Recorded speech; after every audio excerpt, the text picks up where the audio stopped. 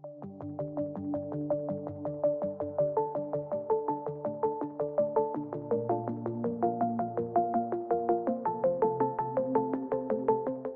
students, welcome to Answer Writing program. Today we will be discussing 3 questions taken from GS1 Modern History part.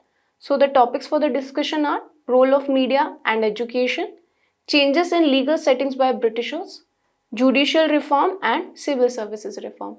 So let us have an overview of our question. The first question is related to the introduction of English education in India. The second question is related to the role of Indian press in political education of the masses and national movement. The third question is related to the reforms of 1909. So let's start with the first question. The first question is saying various motives were given for the introduction of English education in India, but the central idea was cultural colonialism. Examine. So here the keyword is examine. Whatever statement is given here, we have to scrutinize the statements and we have to give some of the example to substantiate our examination. So try to understand the demand of the question. Here they are saying, although the British gave various reasons, they stated a lot of reasons for introduction of the education, English education in India. But if we go deep into the argument, we will find out the central idea was cultural colonialism by introducing the English education in India. So that is the demand of the question. Here we have to divide our body into 2 parts. One is the stated arguments or stated motives, and in the second part in the body we will be discussing the real motives. Okay. So that is the demand of the question. We have to examine both the facts.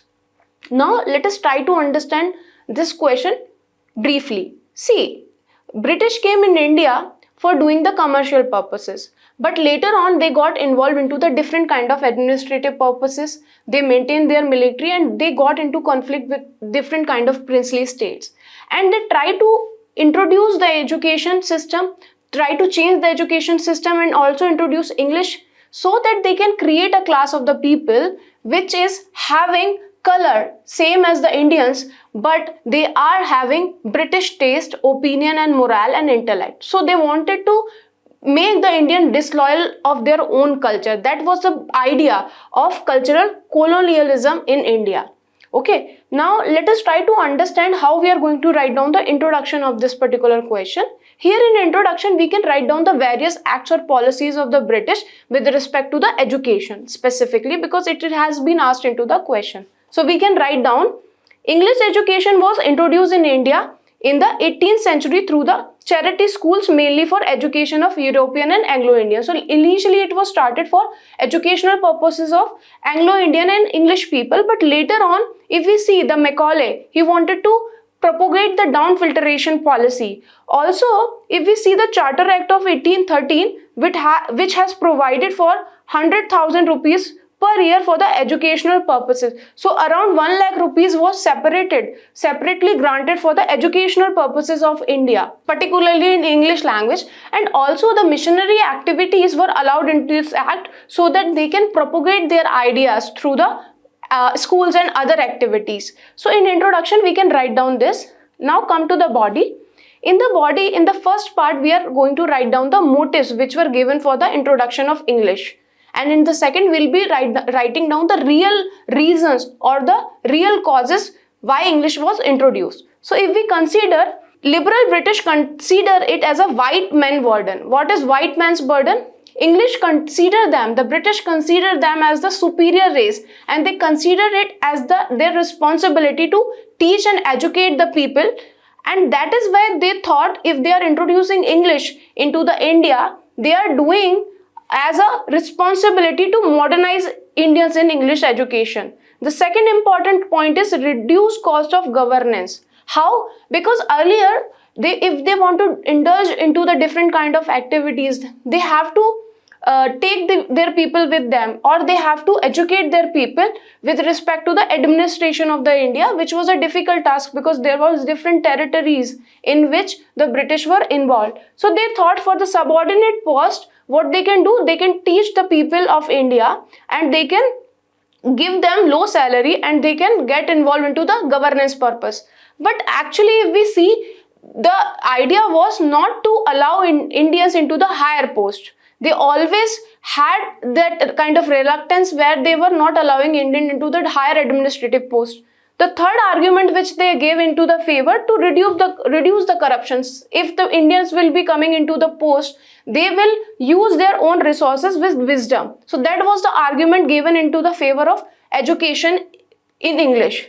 The other one is expand the market. They thought if Indians are having education in English, they will become buyer of British made good because they will be in favor of the British and their goods. So these are the motives which were given for the introduction of English education. But if we dig deeper, we will find out the real reasons for this. So what are the central idea for introducing English in India?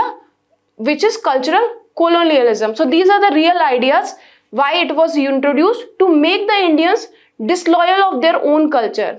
Specifically, if we see Indian sepoy, they were having this fear, the British were having this fear that if Indians will get consolidated, it can create issue for Britishers. So that is why they tried to give education into the English language so that they, like Indians, will feel inferior of their own culture and they will try to get indulged into the activities same as the Britishers. So they realized that if the Indian sepoy of British army continued learning in their own language, they would turn against the British someday. So make people disloyal of their own culture, languages. The introduction of English was produced here. The second important point is to create a separate class of learned native. What learned native means?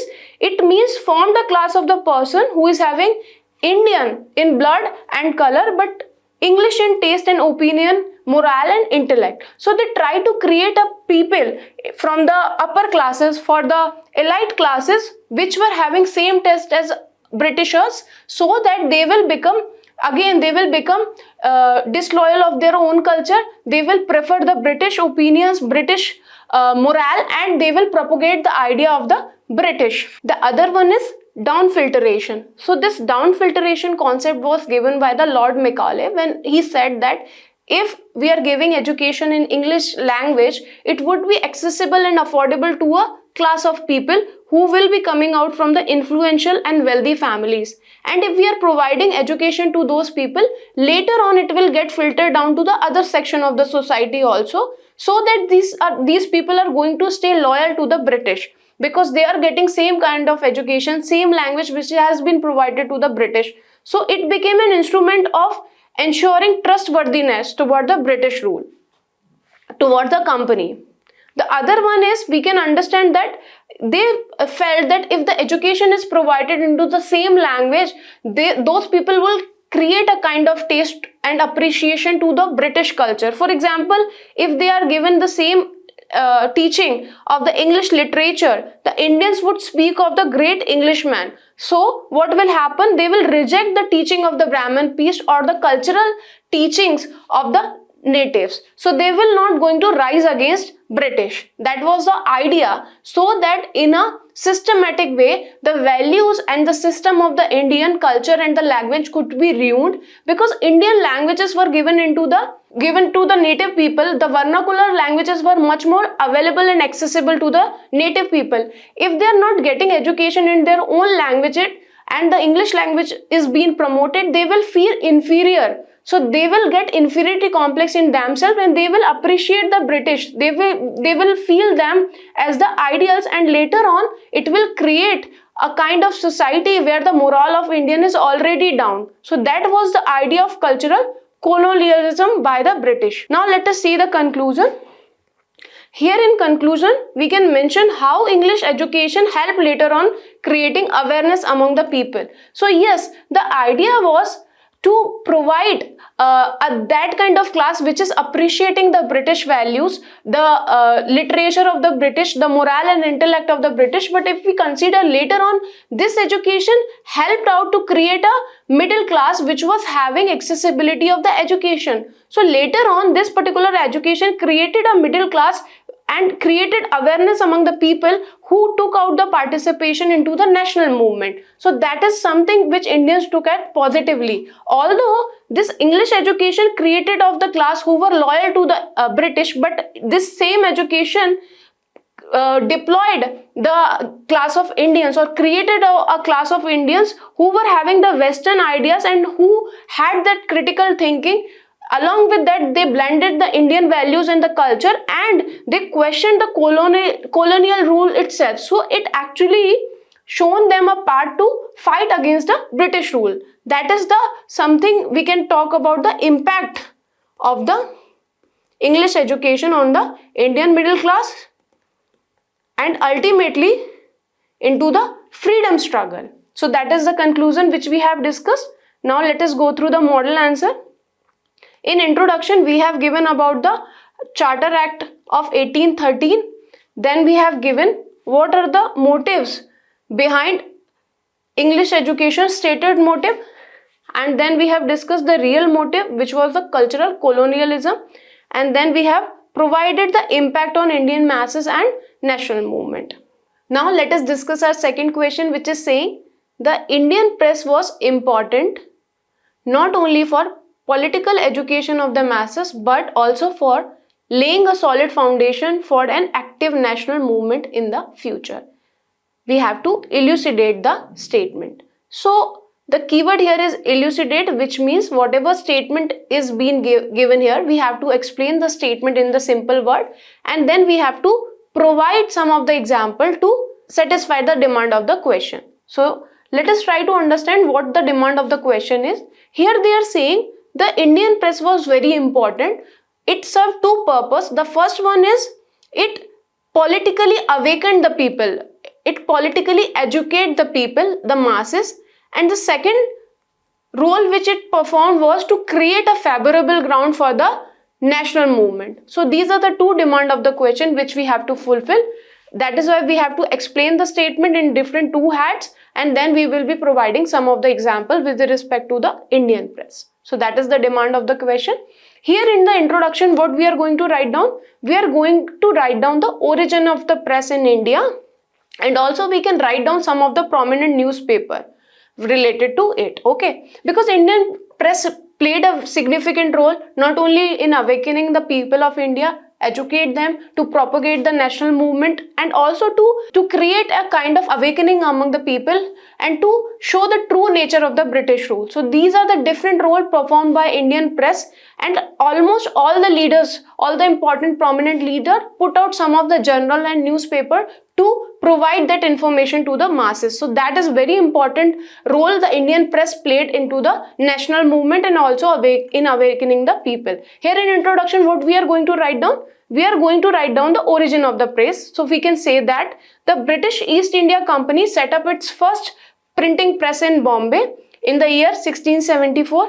If we go later on, we can find out James Augustus established the first newspaper in India known as the Calcutta General Advisor in 1780, and later on it was stopped by the British because they thought that the newspaper is becoming critical to the government. So if we consider the press, it became an instrumental, it played an instrumental role by making people aware about the operation of the British rule and united the people of the country to fight against them. So that is an introduction which we have provided. Now come to the body. Here in the body, as we have discussed, two demands of the question we have to fulfill.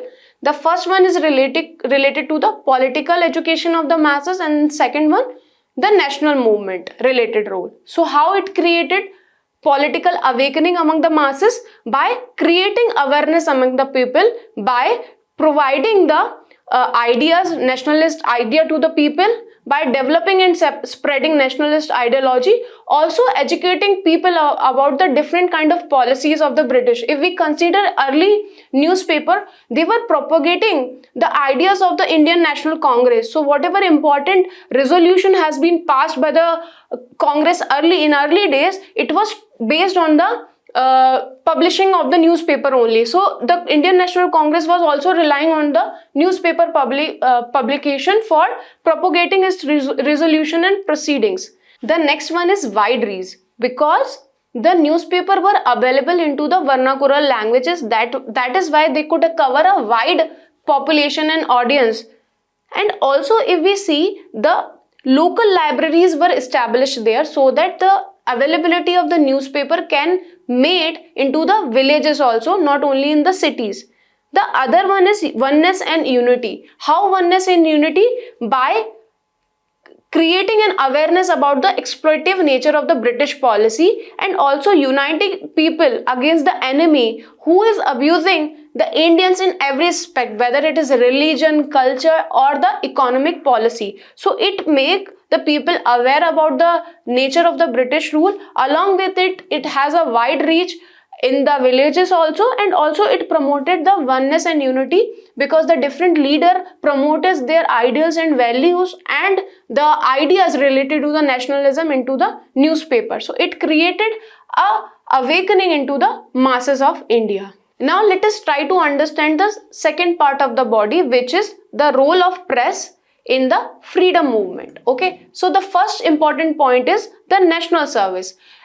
If we consider the later part of the 19th century, we can find out almost all the leaders were having some of the newspaper or association with some of the newspaper, and primarily these newspaper were doing the nationalist service. They were not for the financial purposes. For example, if we see the Bengali under Surendranath Banerjee or Voice of India under Dadabhai Naoroji, they were trying to create the awareness among the masses, also trying to do the nationalist service by providing the actual and the true nature of the British governance, which was exploited.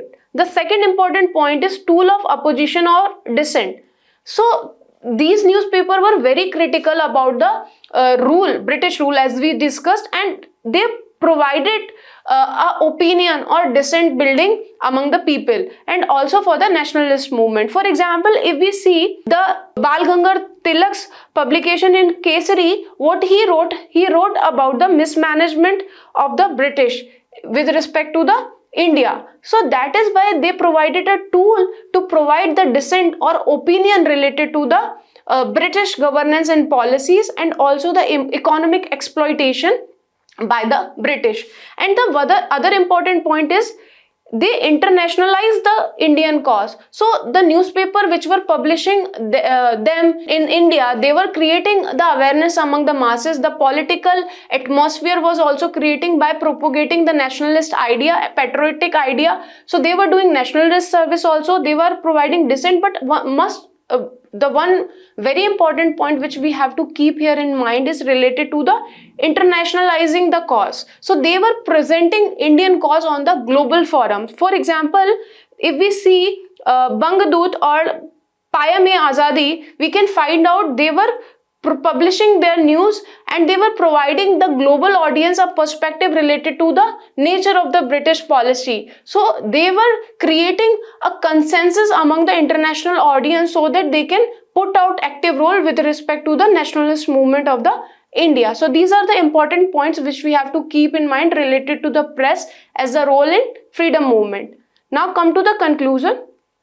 Here in conclusion, we can write down the significance of the press in the freedom struggle, or we can write down how the press impacted the British. So we can write either the significance of the press in India, or we can write down the impact on the British rule. So what we can write down into the significance, the press had an important role since it served as a fertile ground for Indian discontent voices who perceived the dominant narrative of the colonial rulers as wrong and wanted to express their opinion. Alongside, they were also used the medium to fight against the British rule.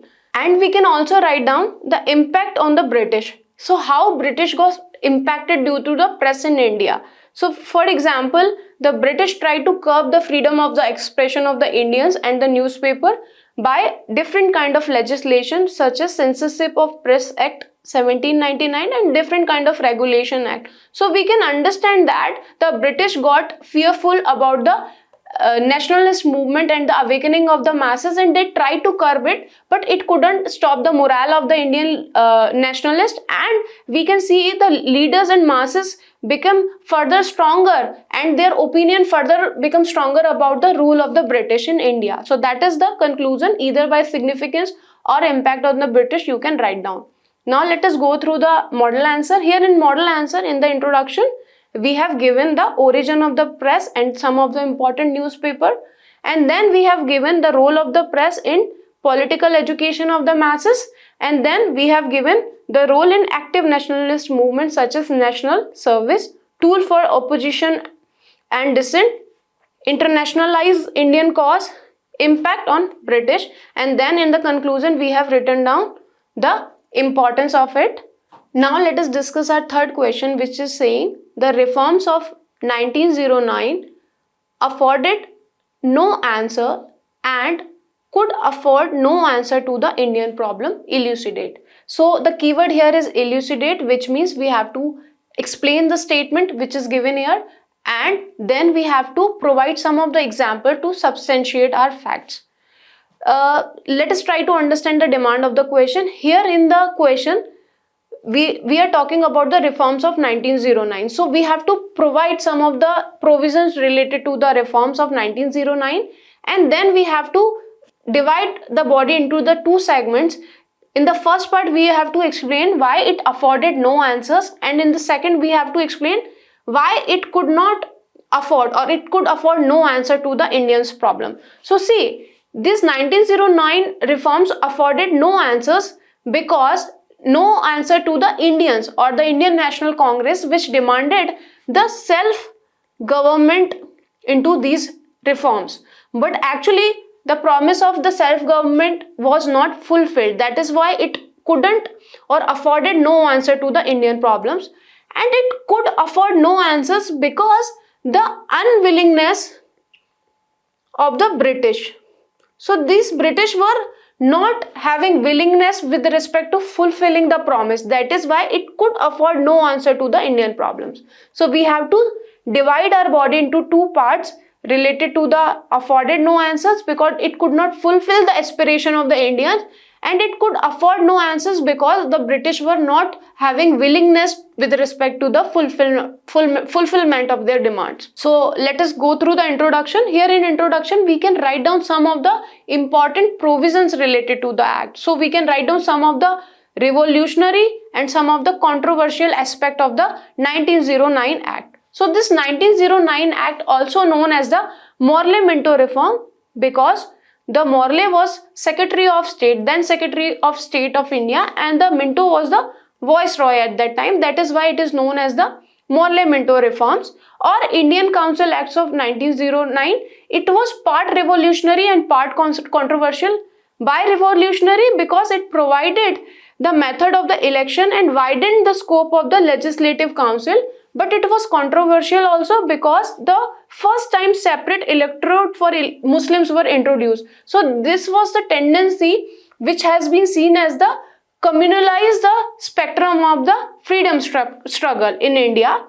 And these were unable to justify the growing aspiration of the Indian. As we have already discussed, the Indian demanded the self-government while it was not given. The responsible government was not given. So it was unable to fulfill the aspiration of the Indians. So that is the introduction. Now let us discuss the body. Here in body, we will provide some of the key feature of the 1909 Act. For example, the first one is elective principle. So the elective principle was recognized for non-official member, although these principles were based on the class and community in the Legislative Council. The second important point is separate electorate. So for Muslim, the separate electorate was provided into the Central Council, which was again a controversial aspect. The other important point is increased in Indian representation and the number of elected members in the Imperial Legislative Council and Provincial Legislative Council. So the number of members got increased in both the councils. The other one is indirect elections. So if we consider the members, the local bodies were electing some of the members who were then electing the provincial legislator members, and later on they were responsible for the selection of the member into the central legislature. So this is the provision which has been provided into the 1909 Act. The other important point was increased power. So the legislature were having the power with respect to the resolutions, and other aspect also they can discuss the question also. The supplementary questions were allowed, and also they can vote separately onto the budget items, but the budget as a whole was not voted. The other important point is appointment of the Indian Viceroy's Executive Council. So if we consider, the Satyendra Sinha became the first Indian to be appointed into the Viceroy's Executive Council. So these are the key features of the Act. Now let us discuss how these could not afforded answer to the Indian aspiration. So as we have discussed, no self-government is being provided in this. So the Congress demanded as the self-governing system. However, the Indian Council Act didn't accept the demand of the self-governance. So this is something very important we have to keep in mind. The other one is divide and rule. As we have already seen, the separate electorate for Muslims were introduced. So it was a tactic by British to divide Hindu and Muslim. The other important point is contradictory to demand. So Indian National Congress hoped for the provision which will establish a responsible government. But if we see the feature of the 1909 Act, there was no responsibilities being provided to the councils. That is why there was a disappointment among the masses. To surface level reform. Why? Because there was only a handful selected people and the method of the election was too indirect. So that is again a feature which was causing no responsibility at the government side. Now let us try to understand the second part of the body, which is saying why these reforms could afford no answer to the Indian problems. Because as we have discussed, there was an unwillingness into the British with respect to the reforms in India. They were having unwillingness with respect to the self-governance in India. So the first important point is the Morley was against the self-government. If we consider his opinion, he said the time was against with respect to the self-governance in India, and he felt that colonial self-government was not suitable for Indians of that time. The second important point is to curb the Swadeshi movement. So after the separation of the Bengal, we know the Swadeshi movement got spread into the different part of the country, particularly in Bengal. And Morley felt that growing nationalism in Bengal and other part of the India need to be curbed. And the Bengal partition was not sufficient enough. So that is why he launched the different kind of initiative with respect to the curbing the Swadeshi movement, and also that is why he was against the self-government to the Indian, and that is one of the fine reason we can understand why he could afford no answer to the Indian problems. The third important one is aimed at dividing the nationalist and against the unity. So along with the self-government rule which was denied, along with to curb the Swadeshi movement, the other important point was to divide the Indians. To divide the Indians so that the nationalist aspiration could not grow into the country. So we can see the separate electorate was one of those reasons which was aimed at dividing the Hindu and Muslim, and also they tried to separate the nationalists also by confusing them with the different kind of policies of 1909. So we can see dividing the nationalist and against the unity by confusing the moderates and checking the growing aspiration of the Indians, and that is why they tried to create a separate feeling among the different section of the India. Now let us discuss the conclusion part. Here we are going to write down the impact of 1909 reform. So these 1909 reform gave the people of the country more of a shadow rather than a substance. So if we consider the moderate, it provided placard to the moderates and appeasement to the Muslims so that the nationalist aspiration could be curbed. And also if we see the demand of the self-government was not fulfilled, further it just provided despotism to the governance related issue. So we can provided the impact onto the different sectors of the segments of the people, and also we can provide how the 1909 reforms further shaped for the other reform. For example, its impact onto the 1919 Acts and 1935 Acts in the British India. We can also provide that. That will provide us a holistic conclusion. Now let us go through the model answer. In the introduction, we have provided some of the controversial and some of the important feature of the 1909 Act, and then we have provided some of the key feature of the Act, such as indirect election was there, the power got increased, and the appointment of the India in Viceroy's Executive Council. And then we have provided why it afforded no answer to the aspiration of the Indian, and then we have provided it could afford no answer to the Indian problems or aspiration, and then we have provided the impact of the 1909 reforms or act into the Indian segment or Indian people. So that was the discussion for today. Thank you very much. Have a great day.